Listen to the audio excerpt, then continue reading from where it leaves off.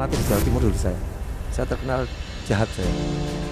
Terus kalau salah satu tak pukul semua itu karena olahraga bela diri harus disiplin. Terus saya rubah mindset semua itu. Kenapa harus kekerasan? Akhirnya saya rubah semuanya. Jadi selalu cari gimana caranya dapat uang. Cuci piring pernah, cuci gelas di warung kopi pernah. Ya disitulah saya sampai sekarang fotonya masih ada, tak simpen. Fotonya iya, sampai sekarang tak simpen. Soal itu untuk kenang-kenangan.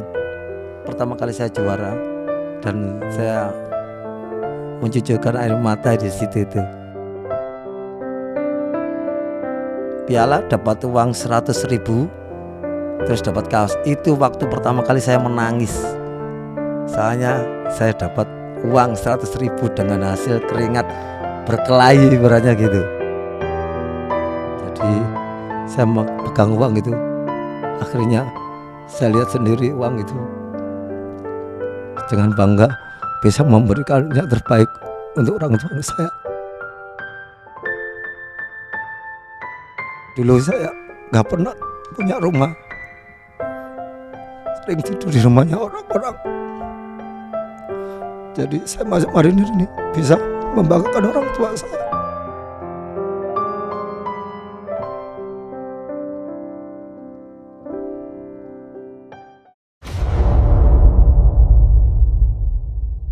Doing something right is beyond doing something good.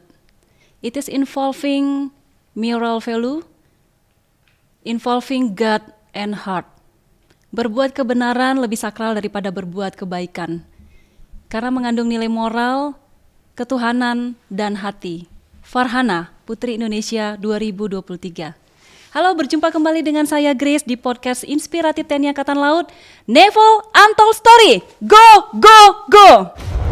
Hari ini kita kedatangan tamu istimewa, seseorang yang sangat menginspirasi. Beliau ini di mana hampir separuh hidupnya didharma baktikan kepada olahraga bela diri, khususnya taekwondo. Beliau memiliki prestasi yang sangat luar biasa, berkiprah di dunia sampai ke dunia internasional, mulai dari seorang atlet, pelatih, dan banyak hal, termasuk menjadi tercatat di dalam Museum Rekor Dunia Taekwondo Indonesia atau biasa disebut dengan Murti 7 kali dari Kukiwon atau Lembaga Internasional Taekwondo. Beliau adalah Sertu Muhammad Kirom, prajurit Pasmar 2 Marinir Surabaya. Selamat datang Sabam. Selamat datang juga bagi saya ke Surabaya. Semangat pagi, dimanapun kita harus bahagia. Gimana kabarnya? Alhamdulillah baik-baik. Ya Sabam, bicara dengan bela diri taekwondo, kenapa taekwondo Sabam? Ada begitu banyak bela diri yang kita ketahui, tetapi Sabam ini spesialis di taekwondo. Bisa diceritakan? Awal mulanya ikut taekwondo, dulu itu saya kecil suka berkelahi, terus akhirnya melihat tempat latihan itu di sekolahan, tapi untuk umum. Akhirnya saya ikut. Habis ikut itu taekwondo agak berkurang berkelahinya karena sudah tersalurkan. Soalnya dulu itu sering berkelahi mulai SD, SMP, STM itu berkelahi terus. Akhirnya agak tersalurkan. Juara Jawa Timur dulu mulai STM kelas 1, ikutnya SMP kelas 3, ikut taekwondo. Ini kenapa sih Sabam ini suka berantem? Ini kenapa ya? Apa nggak bisa lihat orang baik-baik pengen dihajar gitu? Bukan, dulu tuh gini, saya tuh nggak suka kalau teman saya diganggu. Oke. Jadi ada juga teman saya sekarang letkol di penerangan. Itu dulu kalau diganggu orang, saya pasti bantu. Namanya letkol Gigi. Itu satu sekolahan sama saya waktu SMB-nya. Jadi kalau ada teman diganggu saya pasti marah. Nggak tahu ada jiwa-jiwa apa kok sedang berkelahi. Pokoknya ada teman diganggu sama orang lain, saya pasti berkelahi. Tak samperi, saya hajar, jangan sampai mengganggu teman-teman saya. Dan menang itu. Iya. Lalu kapan berkenalan dengan taekwondo itu sendiri? SMP kelas 3 itu Ibaratnya saya melihat-lihat ya di sekolah itu, akhirnya saya nyoba ikut taekwondo. Ikut taekwondo berjalanan waktu, latihan setiap hari. Pada waktu itu tetangga-tetangga saya itu sampai tertawa lihat saya. Ini ngapain pagi, sore, siang kok latihan taekwondo seperti orang gila saja. Nah, dengan latihan itu akhirnya STM kelas 1 itu mendapatkan hasil juara Jawa Timur. Langsung. Iya. Mhm. Lah sebelum masuk marinir juga itu saya ngelatih di marinir.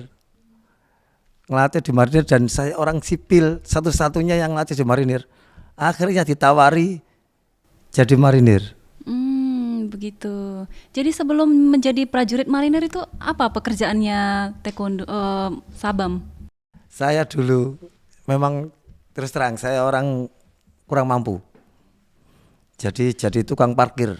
Pernah Jadi tukang parkir di mana mall, itu? di mall. Di mall mana? Di Mall Sidoarjo. Dulu mall itu satu-satunya di Sidoarjo. Plaza Sidoarjo namanya. Terus jualan Sprite pernah, jualan balon pernah Balon keliling? di mall itu. Oh, Jadi baik. selalu cari gimana caranya dapat uang. Cuci piring pernah, cuci gelas di warung kopi pernah. Terus buka toko di pasar juga pernah. Terakhir itu dikasih sama guru ngaji saya kepercayaan mengelola toko. Itu terakhir itu. Itu pun sudah jadi marinir itu. Oh, oke. Akhirnya kenal sama istri saya di pasar itu. Jadi waktu dikasih kepercayaan mengelola pasar, istri saya itu di samping toko itu, di toko itu. Jadi saya berkelana sama istri saya. Lah orang nggak percaya jelasnya. Lo kenal di mana? Di pasar. Orang tertawa semua itu.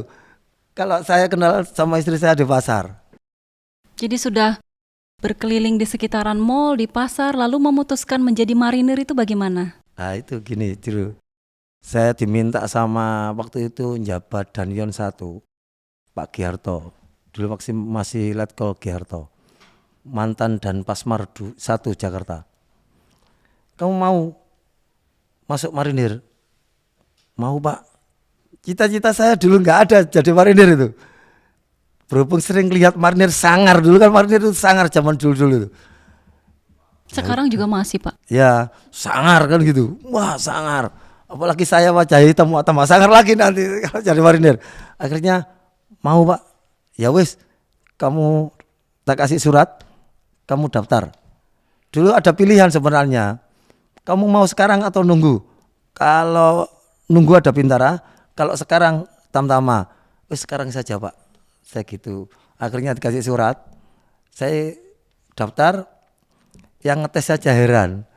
Sampai gini loh, kamu itu pelatihnya marinir. Siap. Masa kamu pelatihnya marinir? Gak mungkin lah kamu pelatihnya marinir. Soalnya dilihat dari surat itu. Nama. Terus pelatih taekwondo marinir. Orang kan pasti heran. Masa masih kecil kok ngelatih di marinir kan gak mungkin. Ibaratnya kan orang pikiran kan seperti itu. Akhirnya waktu tes itu saya dikasih roti. Dipinjemin sepatu. Saya dulu jalan saya jelek soalnya saya sering split itu kakinya dibuka. Jadi ini pakai sepatu saya, kamu biar bisa jalan nanti jalannya bagus waktu tes, biar kamu nggak terlalu jelek jalanmu. Langsung saya pakai, habis saya pakai selesai diajari jalan itu. Jadi semua nggak diajari, saya diajari jalan. Akhirnya selesai, ya sini. Kamu tak dikasih makan ya, semua nggak dikasih makan, saya dikasih makan, alhamdulillah. Berarti calon peserta yang diistimewakan karena taekwondo ya? Iya, benar sekali. Lalu kapan naik panggung pertama kali saat memperoleh medali dari taekwondo? Tahun 93. Saat kejuaraan? Ya, kejuaraan Jawa Timur. Porda itu? Iya, kalau di Jawa Timur bukan Porda dulu, namanya Kejurda. Baik. Kejurda, saya dapat emas, dapat piala dulu, bukan medali dulu, zaman saya bukan medali, itu piala dapat uang 100.000, terus dapat kaos. Itu waktu pertama kali saya menangis. Soalnya saya dapat uang 100.000 dengan hasil keringat berkelahi ibaratnya gitu. Ya disitulah saya sampai sekarang fotonya masih ada, tak simpen. Oh ya? Fotonya iya. Sampai sekarang tak simpen. Soalnya itu untuk kenang-kenangan. Pertama kali saya juara dan saya mencucurkan air mata di situ itu. Kenapa mencucurkan air mata, Sabam? Saya bisa membanggakan orang tua saya. Mhm. Jadi saya pegang uang itu, akhirnya saya lihat sendiri uang itu dengan bangga bisa memberikan yang terbaik untuk orang tua saya. Berapa besarnya, Sabam? 100.000. 100.000? Iya, Untuk apa uangnya? untuk jajak.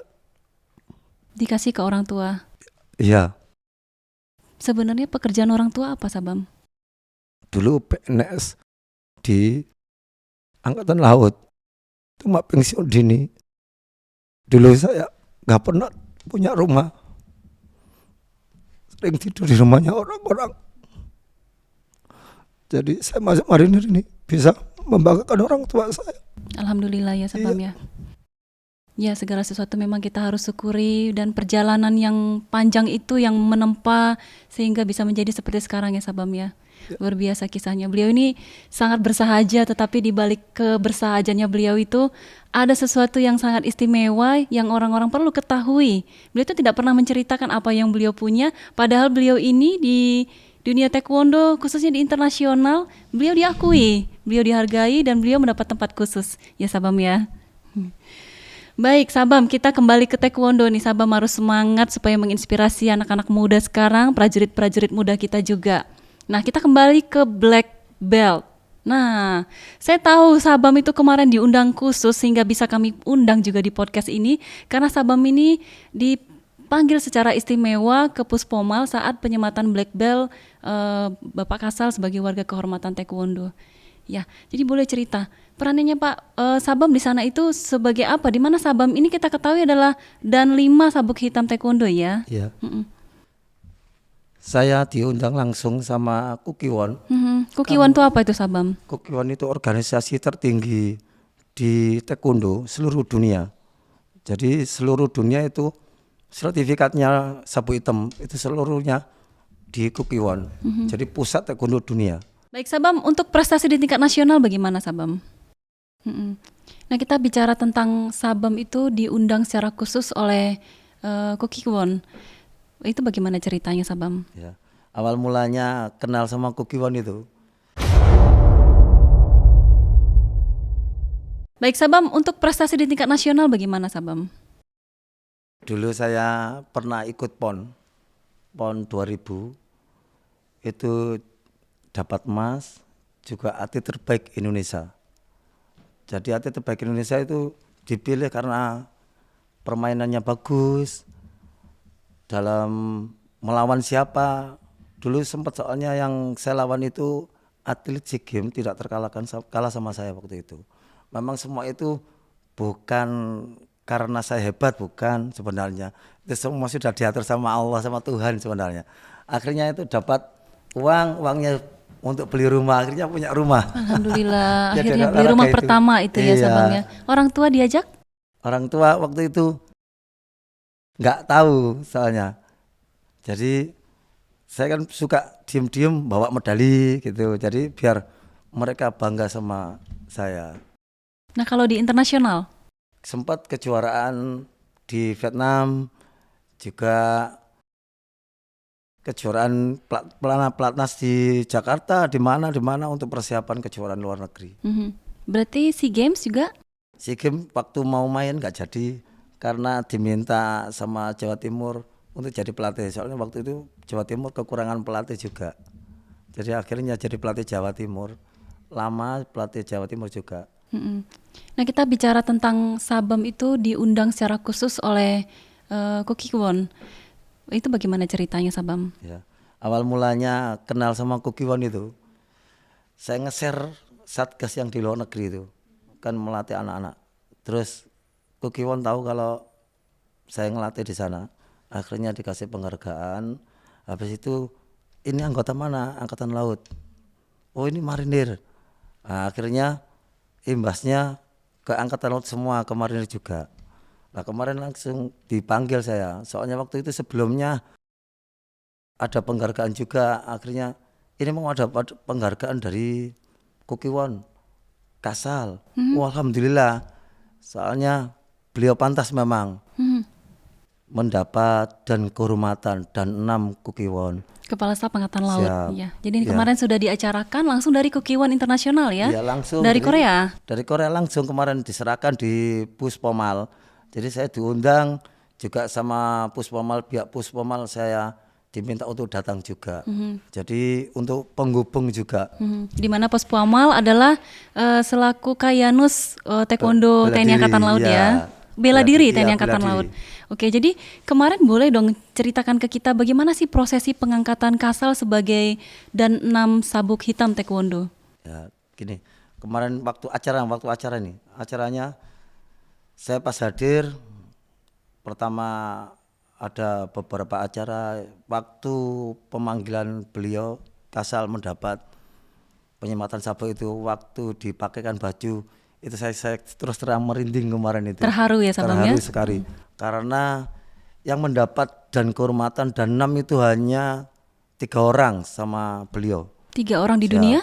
Soalnya waktu itu satu Presiden Amerika Donald Trump sama Presiden SBY waktu itu. Yang terakhir ini beliau. Laksamana Muhammad Ali. Siap. Wah, luar biasa, bangga Ya. banget ya jadi prajurit Ya, TNI Angkatan saya Laut. kemarin sampai merinding. Saya lihat sendiri merinding sekali karena disuguhkan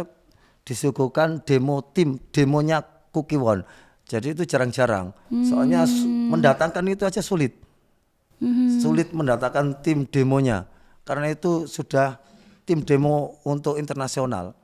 Tidak gampang untuk mendatangkan, itu tidak gampang. Berarti kemarin tuh prosesi sangat sakral dan menjadi pusat perhatian taekwondo Benar di sekali. dunia dan di Iya, Indonesia. benar sekali. Wah, luar biasa, dan Sabam menjadi bagian dari sejarah Iya. itu, hebat banget.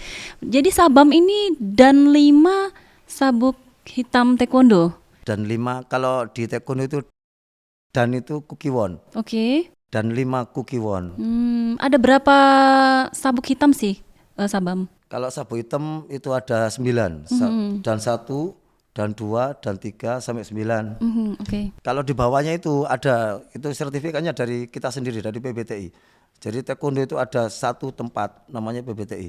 Itu sabuknya mulai dari sabuk putih, kuning, kuning strip, hijau, hijau strip, biru, biru strip, merah, merah strip 1, merah strip 2, baru dan 1. 11 Tahap yang harus tahapnya dilewatin. baru Ya. sabuk hitam. Tapi untuk sabuk hitam itu harus dari Kukiwon sendiri ya? Harus, itu memang peraturan taekwondo. Karena pusat taekwondo itu di Kukiwon semuanya. Mau dari sertifikat, misalkan kalau kita mau kemana gitu, sertifikat yang dari Kukiwon, misalkan kita Satgas luar negeri atau anak-anak kita jadi mahasiswa, pertukaran mahasiswa di negara lain, itu bisa langsung menunjukkan berlaku. Internasional ya. Kalau masih sabuknya dari Indonesia masih belum diakui karena beda negara. Baik. Organisasinya juga beda. Nah, kalau sabuk hitam, apakah dia juga otomatis menjadi atlet atau berprestasi? Nah itu tidak semua sabuk hitam itu juara. Tapi biasanya kalau sabuk hitam itu ada yang banyak kriteria, hanya sekedar ikut, hanya sekedar bela diri. Kalau juara itu pasti sabuk hitam. Gitu ya. Ya rata-rata sabuk hitam semuanya. Karena arti sabuk hitam itu, kalau saya dulu, saya nggak mau ujian dulu itu, sampai diolok-olok sama teman-teman. Ayo ujian, saya nggak mau. Kalau sabuk hitam tinggi, kalau tidak ada kontribusi yang baik untuk anak muda, untuk apa sabuknya tinggi? Percuma. Jadi saya berusaha bisa ngasihkan yang terbaik untuk anak-anak bangsa. Wah, luar biasa mulia. Sabam ini kan juga pernah meraih penghargaan sampai 7 ya. Multi ya namanya ya. Murti. Bisa diceritakan? Saya punya klub di Surabaya, namanya Master Kick. Saya ngelatih di dua tempat. Di Kalau pagi Dojang? Kalau pagi itu ngelatih di Marwil Tim, Marinir Wilayah Timur, sekarang Marinir Wilayah Surabaya. Terus yang kedua kalau sore itu kita berusaha memberikan yang terbaik untuk anak-anak. Jadi membuat klub namanya Master Kick. Master Kick itu A sama S-nya itu 45. Maksudnya 45 itu Liting Saya Bintara. Oke. Jadi saya buat Master Kick. A Jadi, 45. A sama S-nya itu 45. Jadi berjalannya waktu saya kepingin memberikan sesuatu kepada anak-anak muda yang saya latih itu. Dulu saya nomor satu dulu, kamu harus juara. Berjalannya waktu saya tidak mau seperti itu. Karena perkembangan zaman, perkembangan teknologi IT sama gadget, anak-anak sekarang kalah semua sama gadget. Iya. Akhirnya saya rubah mindset saya. Kadang-kadang anak sekarang kan kalau diperintah orang tua tuh itu sebentar. Kadang-kadang orang tua tuh nggak dihiraukan, main handphone gini, nggak dihiraukan. Nah, saya rubah mindset semuanya itu. Saya rubah mindsetnya, gimana caranya mereka baik sama orang tua. Pernah berulang kali itu saya minta mereka diam. Saya ajak bicara, saya suruh tutup matanya, saya kasih tahu tentang orang tua. Semua nangis semua di tempat latihan. Itu beberapa kali. Habis itu nangis semuanya. Saya suruh diam, saya suruh sujud, tak suruh keluar. Saya suruh keluar, orang tuanya di luar. Kamu ciumi orang tuamu, kamu peluk orang tuamu, kamu sekarang keluar semua. Jadi orang tuanya bingung semuanya. Iya, Loh, ada apa anak saya kok nangis semua, ada apa? Gitu tertawa semua jadi orang tua-tua. Akhirnya saya kasih tahu. Nah, dengan berjalannya waktu, setiap perbuatan saya, setiap langkah saya di klub, saya harus memberikan yang terbaik, memberikan edukasi bahwa taekwondo itu bukan hanya sekedar bela diri dan cari prestasi. Saya membuat suatu ide, misalkan membuat tulisan master. Itu pernah masuk museum rekor dunia soalnya. Klub pertama kali yang bisa membuat tulisan dengan anak-anak itu klub saya. Saya klub master gitu. Itu dapat museum rekor dunia taekwondo ke-2 Kak salah itu. Akhirnya mereka tahu. Dulu ada yang tanya, loh, Sabam, ini untuk apa? Ini apa? Terus kamu demo saja. Saya untungnya ada wali murid yang punya drone. Saya manfaatkan drone itu. Habis itu selesainya saya share lah ke Facebook. Akhirnya pihak museum rekor tahu, melihat, loh ini klub pertama kali nih yang bisa seperti ini. Itu akhirnya dapat. Akhirnya ini kan semua dapat piagamnya semuanya. Akhirnya kan satu persatu semua bangga semua seorang tuanya. Itu yang kedua. Yang pertama itu saya waktu ngelatih di Central Afrika, itu kan di sana negara konflik. Sabam pernah bertugas di luar negeri? Itu Oke. pasukan PBB pertama Nanti kita kali. bahas itu ya. Sabam boleh lanjut Jadi dulu. Museum Rekor Dunia tahu kalau saya di sana, langsung saya dikasih Museum Rekor ya penghargaan. Sehingga sampai 7 itu penghargaannya ya. sampai 7. Masih mau ditambah? Sebenarnya masih Selagi masih di kandung badan ya, masih Iya. akan terus ya. Soalnya saya berpedoman pada kata-kata Korp Marinir. Marinir hari esok harus lebih baik dari hari ini. Wih, luar biasa. Saya setuju itu. Makanya marinir hingga hari ini dicintai oleh rakyat. Ya Sabam, kita tadi sudah disinggung masalah penugasan di luar negeri. Boleh cerita dong Sabam, itu Sabam seperti apa ditugaskan marinir ke luar negeri? Dulu gini, saya waktu nangani taekwondo marinir dipanggil sama danki saya, ditelepon. Pak Kirom, Pak D, manggilnya Pak saya Pak D. Pak D, saya ikutkan tes luar negeri. Saya mau izin, saya tidak mau. Loh, kenapa kok tidak mau? Soalnya saya punya tanggungan 2. Waktu tanggungannya seleksi olimpiade militer untuk marinir, sama saya manggil pelatih dari Korea. Pelatih dari Korea ini kurang 1 tahun soalnya. Saya nanti kalau meninggal kan nggak enak juga dikirim saya melarikan diri dari tugas ini. Akhirnya wes enggak tetap tak ikutkan. Siap apa? Siap tidak mau. Akhirnya tetap berangkat. Tes ke PMPB. Ya, penugas luar negeri. Di Haiti dulu, di Haiti. Ya, di Haiti. Itu di Haiti lulus. Saya tetap nggak mau. Akhirnya nama saya diganti. Nama saya diganti. Akhirnya nggak tahunya marinir ada yang sakit tipes waktu itu. Saya dipanggil waktu ngelatih di marinir. Pak Kiram posisi di mana? Siap Muhsin, lagi ngelatih. Yes Pak Kiram harus ke batalion gitu. Tapi belum dikasih tahu kalau berangkat. Terus saya akhirnya berangkat ke batalion. Pak Kiram, nama sampean diganti lagi sudah tidak bisa. Yang harus berangkat. Siap namanya tentara. Kalau sudah kemudian siap langsung berangkat. Habis itu berangkatlah ke Haiti waktu itu. Di Haiti itu saya di staf 2013 kan. 2013. Saya di staf penerangan. Oh, Sabam ini orang penerangan juga. Iya, di staf penerangan. Selalu ikut di luar. Keluar. Peliputan juga, pelaku juga. Waktu di Haiti itu kan korban bencana alam. Saya main di situ. Gimana caranya saya punya ide, gimana caranya bisa menghibur mereka. Saya menghibur mereka. Saya pertama kali itu masuk di sekolahan. Itu hari anak sedunia nggak salah. Saya hibur mereka dengan sulap. Sebenarnya saya tadi mau membawa alat sulap sebenarnya. Oh, bisa sulap Ya, juga. sudah mau membawa, saya tergesa-gesa kemarin.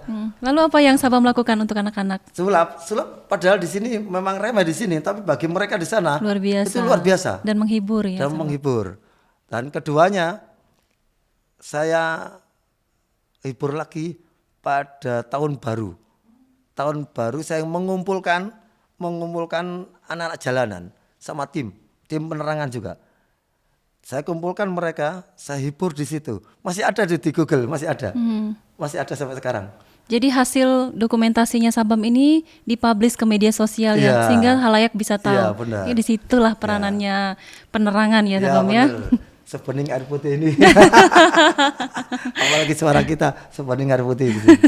Oke Sabam, jadi dari Haiti Sabam sempat pindah ke Afrika ya Sabam ya? Ya, Penugasan. waktu Indonesia berhasil di dalam misi di Haiti itu, PBB memerintahkan untuk pindah misi. Jadi ini satgas yang aneh, satgas yang tidak pernah dilakukan kontingen lain. Jadi intermisi itu pindah misi dari Haiti ke Afrika Tengah, Republik Sentral Afrika. Kalau di peta itu di tengah-tengah. Nah, waktu di Sentral Afrika saya pindah staf. Tidak didispen lagi, tapi tetap berhubungan. Karena saya selalu di luar. Saya harus mengetahui siapa yang di luar itu membawa senjata, siapa yang biasa membawa pistol, saya harus tahu. Terus saya harus tahu dengan siapa tukar uang. Karena kita kan ada dolar itu. Kalau di sana ada SIFA.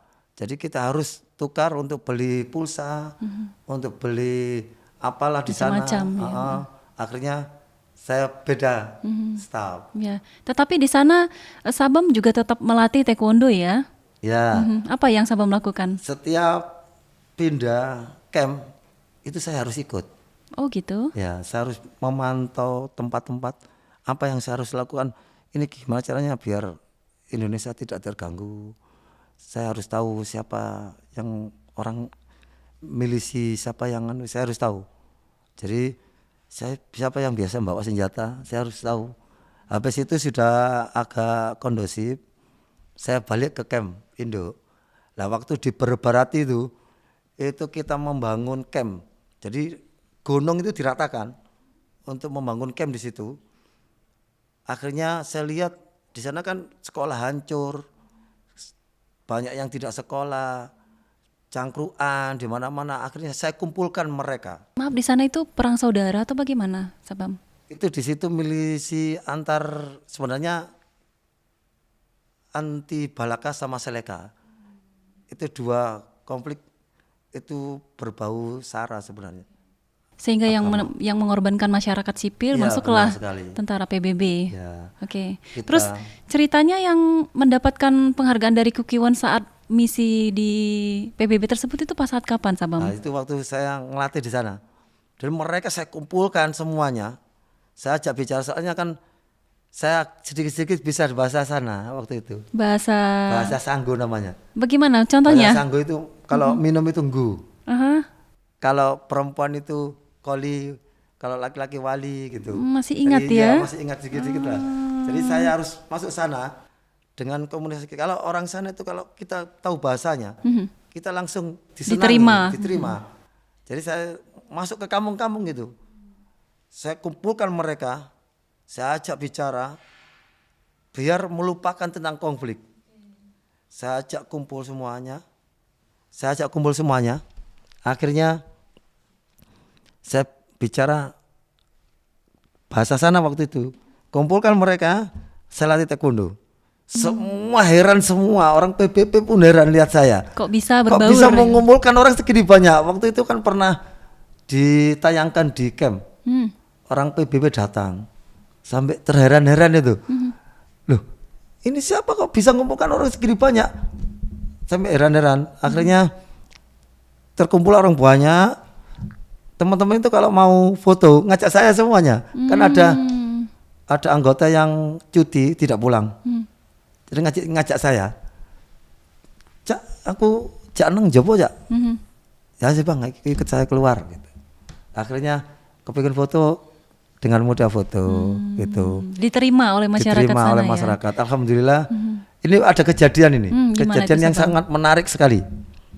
Waktu saya ngawal teman-teman keluar, waktu baliknya itu di roadblock. Jadi jalan itu ditutup. Semua pasukan nggak boleh lewat. Semua pasukan tidak boleh lewat. Tahu Indonesia, kita sempat berhenti sebentar. Terus tahu kalau kita Indonesia, kan ada bendera Indonesia itu. Iya. Disuruh lewat. Kita lewat. Saya sampai roadblock itu saya teriak-teriak.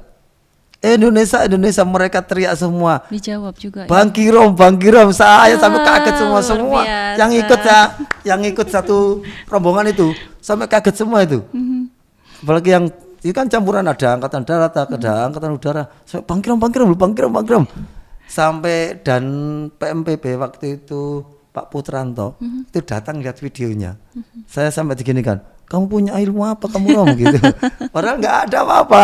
Dengan kebaikan kita dimanapun pasti kita diterima sama orang. Nah, akhirnya taekwondo itu saya share lah ke Facebook.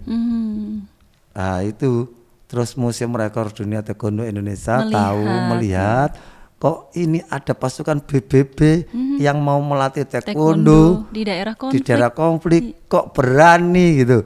Di sana kan soalnya tak kasih tahu kamu tidak boleh berkelahi. Kamu lebih baik olahraga saja. Harus sportif. Kalau konflik tidak memancakan masalah. Betul sekali, betul. Lebih Wah, baik mulia banget. olahraga. Habis itu saya dipanggil lah Museum Rekor Dunia. Nah, itulah pertama kali Pertama mendapat kali mendapatkan. multi. Nah, itu kan berhubungan sama Kukiwon juga itu juga. Betul. Akhirnya Kukiwon tahu. Ini kok pasukan PBB kok berani mengumpulkan orang segitu banyak mau melatih taekwondo. Mereka kan berpikir ini kan kebudayaan saya. Bisa Ini diterima di sana. masyarakat sana. Akhirnya kesinilah perwakilan dari Kukiwon. Saya dapat penghargaan dari Presiden Kukiwon langsung. Iya. Oh, hebat sekali. Saya membuat mereka seperti adik saya, seperti keluarga sendiri. Akhirnya saya olah banyak yang juara nasional juga yang saya latih di Jawa Timur. Nah, tadi sudah bicara penugasan di luar negeri ya, Sabam. Di dalam negeri sendiri, Sabam pernah bertugas di mana saja? Saya pernah di Aceh. Waktu itu ikut Satgas Rencong Sakti.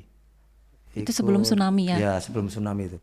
Ikut Rencong Sakti, terus diminta sama waktu itu kolonel beliaunya, Kolonel Buyung Lalana. Jadi pengawalnya beliau. Jadi habis jadi pengawalnya beliau, itu sebelum tsunami.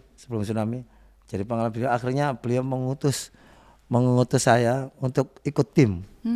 ikut tim, ada tim itu untuk belusuan ibaratnya, ikut tim belusuan untuk kemana-mana. Saya sempat ke Medan juga soalnya waktu itu. Katim saya itu sekarang Kolonel Krisno, kemana-mana. Akhirnya saya waktu di Medan sudah hampir 1 tahun lebih, 1 tahun. Tsunami waktu saya masak itu, waktu masak pagi habis subuh masak di rumah itu, goncang-goncang pintunya, gelodak-gelodak gitu. Saya kira pusing, saya tak pegangi kepala saya, wah pusing paling saya. Nggak taunya kita dihubungi sama yang di Aceh, tsunami gitu. Akhirnya kita balik ke Aceh, balik ke Aceh, katanya tsunami itu. Istri saya sempat nangis itu, pikiran saya hilang juga kan, hampir 1 minggu itu lost kontak, jadi nggak bisa dihubungi sama sekali, semua handphone nggak bisa. Akhirnya dapat 1 minggu, akhirnya bisa lagi handphone, baru komunikasi lagi, baru wah tertawa ya. Kita kan sempat, jadi misi Satgas itu dipindah juga dari Satgas tempur pindah Satgas kemanusiaan. Jadi kita kemana-mana kita cari teman dulu, kita cari teman tim dulu yang marinir, habis itu ada tim untuk mencari, membantu bencana itu. Evakuasi ya. Sempat ke Papua juga, Satgas Papua di Sorong. Pernah ke Papua juga. Ke Sorong. Jadi muter-muter juga kemana-mana dari marinir ya. Ya, alhamdulillah bisa tahu mana-mana juga lewat marinir juga. Itu bagi waktunya dengan taekwondo seperti apa, Sabam? Iya, kalau taekwondo kan hobi, ibaratnya gitu. Apapun yang terjadi, harus dilakoni. Harus saya lakoni, harus saya lakukan. Kalau pagi ngelatih, kalau pagi dulu, kalau belum ngelatih di klub saya, pagi di batalion, kalau sore itu di rumah. Kalau habis klub, ada klub lagi, akhirnya pagi di batalion, habis maghrib atau jam 6 lah ngelatih di luar. Jadi biar bisa menyalurkan apa yang saya punya. Dinas jalan, hobi jalan, juga jalan, jalan berprestasi dua-duanya, lagi. Ya. Apalagi saya di luar kan punya perkumpulan. Nah boleh cerita itu. Anti narkoba. Jadi saya punya perkumpulan Kanit namanya, komunitas anti narkoba, bekerja sama dengan BNN juga, BNN Jatim. Jadi saya sering mengadakan kampanye, sosialisasi dan penyuluhan tentang anti narkoba. Soalnya sekarang kita harus berperang dengan narkoba juga. Iya. Untuk generasi muda ya. Generasi muda. Iya. Terkait dengan Sabam ini kan awal mulanya kan atlet bertransformasi menjadi pelatih. Itu bagaimana perjalanannya, Sabam? Itu dulu gini, saya kan sudah nggak jadi atlet. Gimana caranya saya bisa memberikan ilmu saya, apa yang saya dapat, bisa menyalurkan ke anak-anak generasi lewat klub itu. Akhirnya kan alhamdulillah yang saya latih banyak yang jadi atlet terbaik di Jawa Timur. Pelatih di mana saja ini? Sekarang di Marinir. Kemarin Marinir sempat jadi atlet terbaik di Sidoarjo. Terus di klub saya dari 2 sekarang, ngelatih 2. Di Marinir kalau pagi, kalau sore di klub Master Kick itu. Master Kick sering juara umum di Jawa Timur. Dan beberapa kali murid saya juga jadi atlet terbaik di Jawa Timur. Jadi Master Kick ini sudah mendapatkan tempat khusus ya di Jawa Timur dan di nasional juga sudah mulai mencuri perhatian di bawah binaan Sabam ini. Ya, alhamdulillah. Jadi dengar-dengar pernah melatih lansia juga ya, Sabam ya? Itu gimana ceritanya? Lansia itu programnya Kukiwon di Jakarta. Oh gitu. Ya, jadi sebenarnya bagus juga, saya akui bagus Kukiwon itu. Jadi dia tidak hanya sekedar membina untuk prestasi. Ini harus kita tiru sebenarnya sih. Kita harus tahu dengan adanya masuknya olahraga di lansia atau orang yang tidak punya rumah atau yang dititipkan di panti jompo. Soalnya sempat beberapa orang itu keluar lupa tempatnya, balik itu lupa tempatnya. Iya sudah pikun. Dan di dalamnya itu juga ada yang bisa bahasa 7 bahasa nggak salah. Iya. Heeh. Dan itu pun orangnya semangat dengan adanya taekwondo di dalamnya. Itu mereka berpikir tidak memikirkan meninggal. Otomatis kan orang lansia itu kita loh. Memang kita kan semua bakal meninggal semuanya. Nah kalau orang sudah tua, apalagi kalau nggak mikirkan kapan meninggal kan gitu aja. Dengan adanya taekwondo dia akhirnya gembira, berpikir untuk olahraga, berpikir sehat. Memang mati kan di tangannya Tuhan. Sudah takdir. Dengan adanya taekwondo dia berpikir positif. Malah panjang umur Iya, ya. panjang umur, senang. Kemarin sampai saya itu ikut timnya Kukiwan, saya ditantang gitu sama mereka. Saya bisa memecahkan papan 5 gitu. Perempuan ini sudah tua. Ya minta saya megang. Akhirnya saya pegangi. Saya sampai teriak-teriak hebat gitu. Biasa melatih anak-anak kemudian melatih lansia itu bagaimana tekniknya Sabam? Sebenarnya kita harus bisa membedakan antara anak-anak dan orang tua gitu aja. Kalau anak-anak harus gimana cara penanganinya. Dulu saya di Jawa Timur kan ngelatih di Jawa Timur dulu saya. Saya terkenal jahat saya. Terus kalau salah satu tak pukul semua itu karena olahraga bela diri harus disiplin. Terus saya rubah mindset semua itu. Kenapa harus kekerasan? Akhirnya saya rubah semuanya. Saya membuat mereka seperti adik saya, seperti keluarga sendiri. Akhirnya saya olah. Banyak yang juara nasional juga yang saya latih di Jawa Timur. Di klub juga gitu. Akhirnya saya rubah mindset itu. Dulu dengan kekerasan, sekarang dirubah mindsetnya dengan kasih sayang.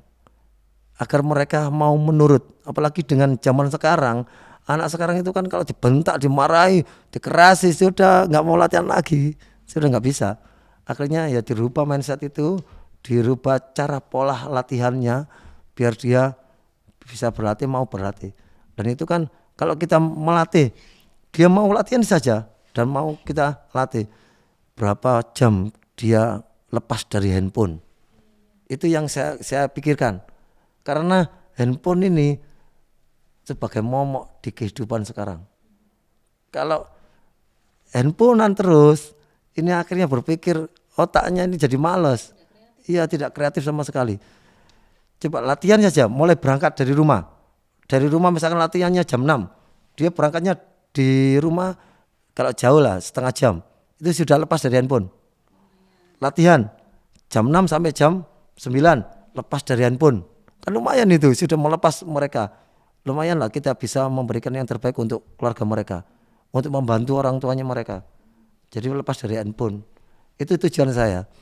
Tujuan kedua itu jangan sampai masuk ke narkoba, itu saja. Jadi dulu saya mau giat ngelatih lagi itu. Tujuan 2 itu.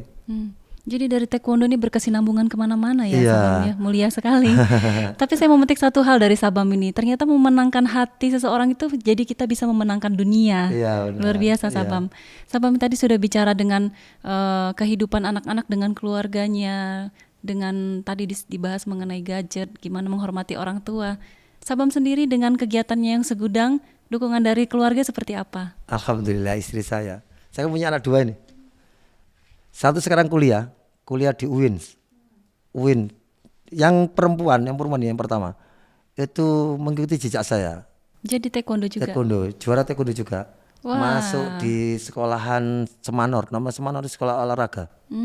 Baik.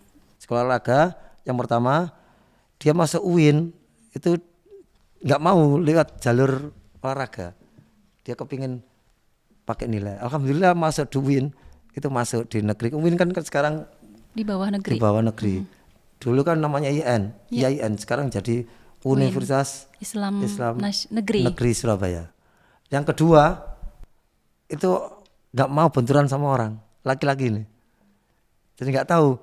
Memang saya dulu kan sebenarnya kalau habis berkelahi itu nggak bisa tidur. Aduh gimana ini, aduh kasihan gitu. Ya yang kedua ini nggak mau benturan sama orang. Menghindari kalau ada konflik ya. tingginya sekarang itu 184, masih SMA kelas 2. Wah, Ikut voli dia. atlet voli. Ya, atlet voli. Cabang olahraga yang berbeda Iya nih dari berbeda. ayahnya. Soalnya kan dia nggak mau benturan sama Oke, orang. oke, oke. Kalau saya kan sering, Pak minta ini, Pak minta ini, tak belikan. Dipinjam sama temannya, nggak mau minta, biarkan Pak, kasihan gitu. Jadi nggak mau benturan sama orang. Anak saya yang kedua ini. Ini baru-baru ini aja. Dulu kan nggak tahu taekwondo itu apa, bapaknya itu apa. Kan saya biarkan yang kedua ini, biar tahu-tahu sendiri. Akhirnya dengan berjalannya waktu, oh papa saya ini seperti ini. Sekarang itu sama saya baik dia sekarang. Kalau dulu laki-laki kan cuek-cuek kan laki-laki itu. Sekarang itu, Pak, segini Pak ya. Pak, Baru segini." sadar Iya, ternyata ayahnya benar. punya peranan Iya. istimewa di taekwondo Indonesia dan Dan dunia. rumah saya nih, rumah saya. Mhm. Istri saya kan peranan, istri saya sangat sabar sekali. Saya sering tidak pulang soalnya. Kejuaraan 1 minggu, kejuaraan 1 minggu. Nyambung lagi. Nyambung lagi. Untungnya alhamdulillah istri saya sabar sekali. Iya. Dan rumah saya itu saya bangun museum Mhm. di atas rumah saya bangun khusus museum. Jadi kan saya punya piala banyak itu sama Museum Rekor Dunia. Sama saya pernah dapat penghargaan dari Dan Puspomal. Waktu itu Pak Edwin dapat penghargaan. Jadi museum itu saya khususkan untuk museum klub. Baik. Jadi di dalamnya banyak piala-piala juara umum soalnya. Ada berapa banyak sih Sabam? Banyak. Kalau Lebih juara dari umum, 500? ya lumayan Kurang lah, lebih ya? kurang lebih gitu, banyak sekali. Ratusan event yang diikuti turnamen. Soalnya kan banyak yang jadi atlet terbaik, Mhm. pialanya anak saya.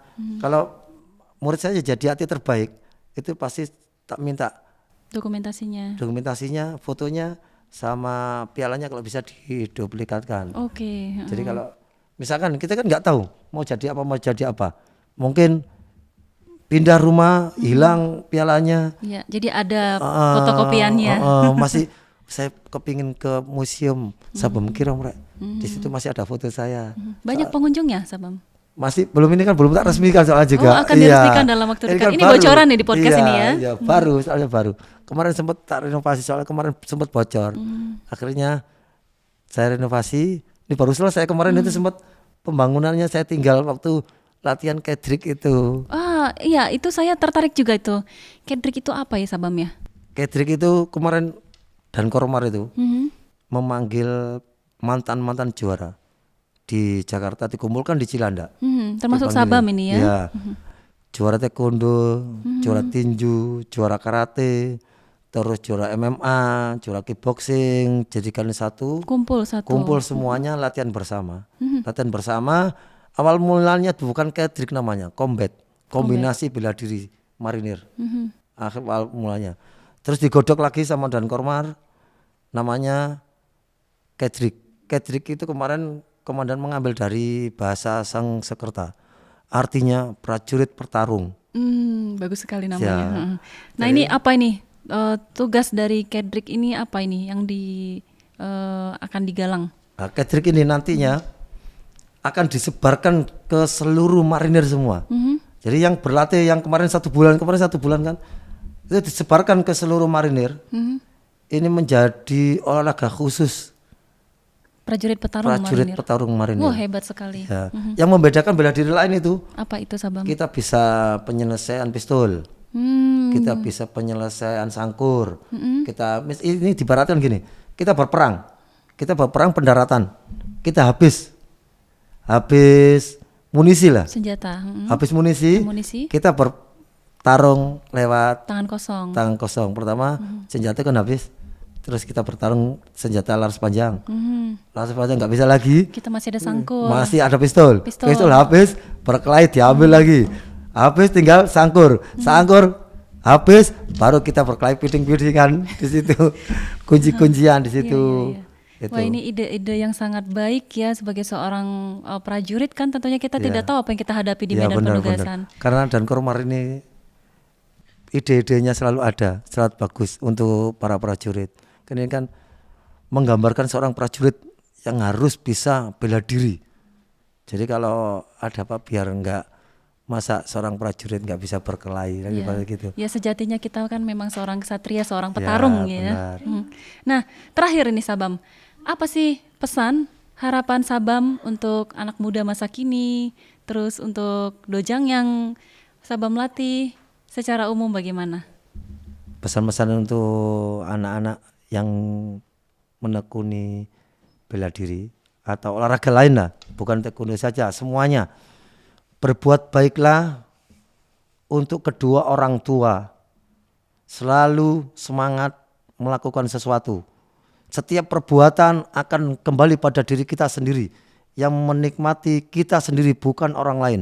Orang lain bakal melihat bagus kamu, hebat kalian. Pesan untuk prajurit muda, khususnya TNI Angkatan Laut. Jauhi narkoba, hidup sehat, jangan sampai masuk dalam lubang yang mengakibatkan diri kita sendiri sengsara selama-lamanya. Wah, luar biasa sekali. Dalam ya pesannya ya, Sabam ya. Sabam, terima kasih bincang-bincang kita pada hari ini, sangat menginspirasi. Terima kasih Mudah-mudahan kembali. sehat selalu dan jangan Amin, berhenti amin. terus berprestasi di taekwondo. Amin. Baik Sabam, demikian bincang-bincang kita pada hari ini. Terima kasih atas kehadirannya, sangat menginspirasi. Terima Mudah-mudahan kasih bermanfaat kembali. juga Terima bagi kasih orang kembali. banyak ya Sabam ya. Terima kasih kembali.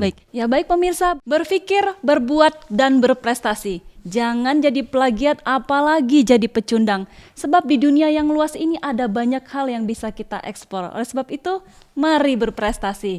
Saya Grace, sampai berjumpa kembali di Nevo Untold Story. Go! Go! Terima kasih, Sabam. Terima kasih kembali, Mbak.